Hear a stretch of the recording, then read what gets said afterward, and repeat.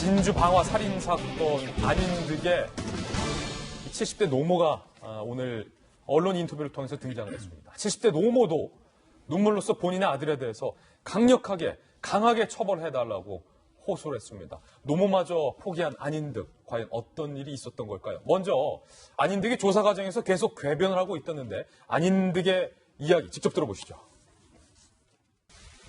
피해자하고 유족들에게 하고 싶은 말 없습니까? 하루도 멀다고 불이익을 당해오고 뭐 이러다 보면 화가 날 대로 나고 그래도 하소연을 하고 경찰서에 있으면 경찰서든 무엇이든 국가이기는 가지고 하소연을 해도 제대로 도움도 하지도 못하는 그런 사례들만 점점 많아져 가고 있었습니다. 진주시 비리와 부정업계 심각합니다. 하루도 멀다고 불이익을 당하는 사람들은 어느 정도나 많아져 가고 있었는지 그거 좀 조사 좀 해주십시오. 자, 그럼 특정인을 상대로 범행을 저질렀었나요? 특정인만 노리셨나요? 그런 건 아닙니다. 아직도 자기 본인이 억울하다 생각하십니까? 억울한 점도 있고 제가 잘못한 점은 당연히 서로가 사실 다처에 맡겠습니다. 범행 동기가 뭡니까? 범행 언제부터 준비했어요? 준비가 아니라 점점 불이익을 당하다 보면 화가 날 대로 나고. 범행 동기가 어떻게요? 왜 여자하고 노인만 살해했어요? 변환봉 변호사님, 사건 많이 해보셨으니까 지금 경찰 조사 과정에서 안인득을 조사하는 경찰들이 지금 당황하고 있다는 거예요. 정작 안인득은 속 편하게 두 발 뻗고 잠도 잘 자고 밥도 삼시세끼 잘 먹고 자기가 한 말을 계속해서 쏟아내고 있는데 지금 그거 뒷조사하고 진실 거짓 가려내는 경찰들이 오히려 좀 당황하고 있다. 경찰 수사관 입장에서는 가장 어려운 것이 동기가 없는 범죄가 제일 수사가 힘든 상황입니다. 동기가 없는 범죄. 그렇죠. 이를테면 살인죄 같은 경우에도 우발적인 살인이라든가 아니면 계획범죄에 의한 살인, 아니면 극단적인 인명 경시에 의한 살인 여러 가지 나눌 수가 있는데 이번 같은 경우에는 자신이 오랫동안 여러 가지 피해를 다녀왔고 그런 피해 망상에서 어떤 불특정 다수에 대한 범죄를 저진 것으로 보여집니다. 아까 안인득이 얘기할 때도 어떤 특정인을 대상으로 한 것이 아니라 그냥 여러 불특정 대수를 대상으로 범죄를 했다라고 얘기를 하고 있거든요. 그리고 자신이 계속 억울하다는 점만 강변하고 있는데 이런 경우 같은 경우에는 경찰 입장에서도 도대체 범행 동기가 뭐냐를 밝히기 상당히 힘들어지겠죠. 그러니까 단순히 이 사람의 어떤 좀 지나친 피해 망상이나 과대 망상에 의해서 어떤 죄가 이게 발현된 것이 아닌가 그렇게 볼 수밖에 없을 것 같습니다. 그러다 보니까 경찰에서도 이미 여러 정황상 이 사람이 범죄를 범했다는 걸 확실을 하고 주변에 대한 탐문이라든가 주변 수사를 통해서 아마 수사를 마무리해야지 이 사람과 얘기하는 것 자체는 상당히 힘들어지겠죠. 그렇군요. 허은하 소장님. 잠시 후에 안인득이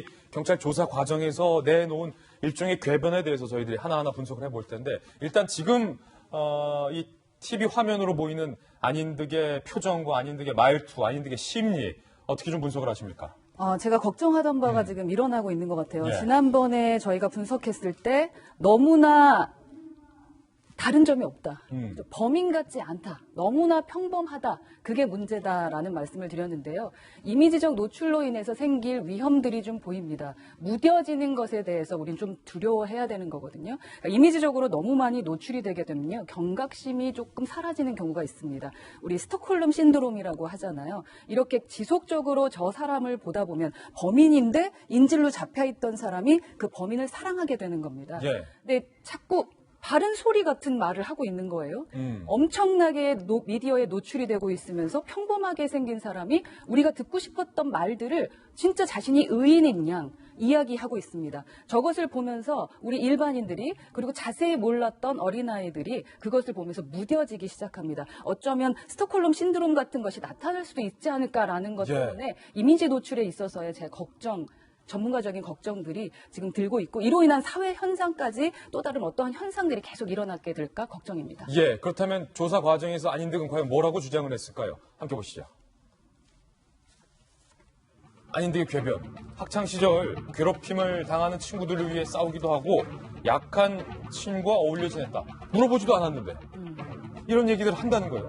내가 공장을 다니다가 일을 관뒀잖아요. 그리고 봉고차 이후에서 지냈다라고 저희들이 취재를 했는데 그 실직 이후에 폐지 줍는 노인들에게 내가 간식도 나눠준 사람이다 라고 이야기를 하든지 아니면 이 프로파일러가 투입이 됐는데 그 프로파일러에는 이렇게 얘기를 했다고요. 국정농단 등이 나를 해하려는 세력에 의해 일어났다. 확실히 정상은 아니에요. 네. 국정농단이 나를 해하려는 세력에 의해 일어났다고 주장하던가 아니면 진주시의 부정부패가 심하다. 사회적으로 10년 동안 불이익을 당해서 홧김에 범행을 저질렀다. 누군가 집에 벌레와 쓰레기를 투척하고 몰래카메라를 설치했다라고도 주장을 하고 있습니다. 박정아 대변인. 네. 지금 보면 전혀 이해할 수 없는 이야기예요. 그중에 본인이 선행을 했다라는 것을 그렇게나 특히 지금 강조하고 있고 범행 동기와 관련돼서는 부정부패다라는 것을 강조하고 있다고 해요. 체포 당시에 본인이 그렇게 얘기를 했어요. 나는 열심히 살았는데 사회에서 나를 도와주지 않았다. 예. 이게 가장 큰 그 불만의 원인이었고 여기로부터 이제 이제 상황이 영적 상황이 심각해지고 있었던 것 같은데 지금은 뭐 누군가 집에 벌레와 쓰레기를 투척했다. 그다음에 국정농단 세력 뭐 이런 얘기까지 하는 거 보면 정말 좀 경찰들이 진술의 신빙성이나 아니면 범행 동기를 알 수 없을 정도로 횡설수설하는 듯한 그런 모습들이 보이고 있는 것 같습니다. 근데 애초에 지나가는 행인을 위협해서 보호감호 처분을 받아서 치료를 받고 있다가 2016년부터 사실은 혼자 있으면서 전혀 치료를 받지 못했다는 거예요. 그리고 예. 가족들도 정신병원 치료를 하려고 했는데 본인이 원치 않아서 이렇게 하지 않았고 그러면 2016년부터 사실은 우리 사회가 저런 변해가는 괴물로 변해가는 사람을 방치해두고 있었던 거 아닌가라는 생각이 들거든요. 그래서 이런 점에서 우리 사회는 지금 어떻게 가고 있는지 좀 한번 다시 좀 살펴봐야 되는 부분이 있어야 되고요. 이런 점에서 이 사람이 지금 계속 조사를 좀 해봐야겠습니다만 조사의 의미가 크게 있나 싶고 우선은 치료 그다음에 또 다른 그런 위험에 노출된 부분은 없는지 이런 것도 좀 점검해 봐야 되지 않을까 하는 생각입니다. 저는요, 변함 변호사님, 너무나도 좀 이해가 안 되고 좀 안타까운 게 68번 과거에 이 정신병 관련된 치료를 받았는데 그 이후에는 치료가 또 끊겼고 중요한 건 가족들이 계속해서 입원 치료를 해주고 싶어서 백방으로 뛰어다니는 게 나와요. 특히 그 친형이 이 정신병원에 입원을 해서 집중 치료를 해주기 위해서 계속 정신병원의 문을 두드리고 그다음에 구청이라든지 관계기관의 문을 두드렸지만 번번이 본인 동의가 필요하다라고 거절을 당했다. 이게 좀 안타까워요. 그래서 이제 사실 또 이제 거기도 인권의 문제가 작용될 수밖에 없는데 물론 법에 따른 절차를 진행하면 되기는 하는데 간혹 그 법을 이용해서 만약 이런 경우에 그럼 가족들이 정신병원에 강제 입원할 수 있도록 규정을 좀 완화하게 되면 그것을 악용하는 경우가 많이 있거든요.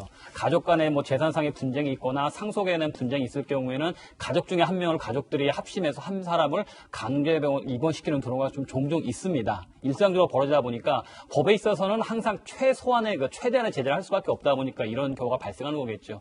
그러니까 물론 저 안인득이 저 성토가 될 때까지 치료를 강제로 못하게 한 것도 잘못이긴 하지만 그것을 완화하게 될 경우 또 다른 문제가 생길 수밖에 없을 겁니다. 또 정도의 차이는 있지만 정신병적인 질환으로 해서 저렇게 좀 피해망상이나 과대망상이 있을 분들이 상당히 많아요. 제가 최근 했던 사건 중에도 한 여성분이 지나다 남성이 자신을 슬쩍 스쳤어요. 물론 길 가다 오가기가 스쳤다면 전혀 문제가 아니죠. 근데 이분은 저 남성이 나를 성추행했다 고소를 해요. 남성 입장에서 상당히 당황스럽겠죠. 당하죠. 저도 남성분을 변호를 했었는데 남성 입장에서는 CCTV 다 보고 해도 지나다 스친 것 이거는 아니다 해서 불기소 처분이 나옵니다. 그럼 그 여자분은 그 이후로 이 사람이 국가기관을 작용해서 불기소 처분을 받았다. 이후에 내 집에서 이상한 소리가 나고 똑같은 말을 합니다. 몰래카메라 설치돼 있고 쓰레기 봉투를 해집은 것 같고 계속 추가로 고소를 합니다. 그러니까 이런 걸 보면서 지금 사회적으로 마음이 아픈 분들이 많이 있으신 것 같다. 이런 분들에 대한 좀 제대로 조치가 안 되다 보니까 계속 그 피해 망상이나 과대 망상이 점점 커가는 것 같다라는 생각이 들어서 안타까운 생각이 좀 들더라고요. 그러니까 딜레마인 거죠.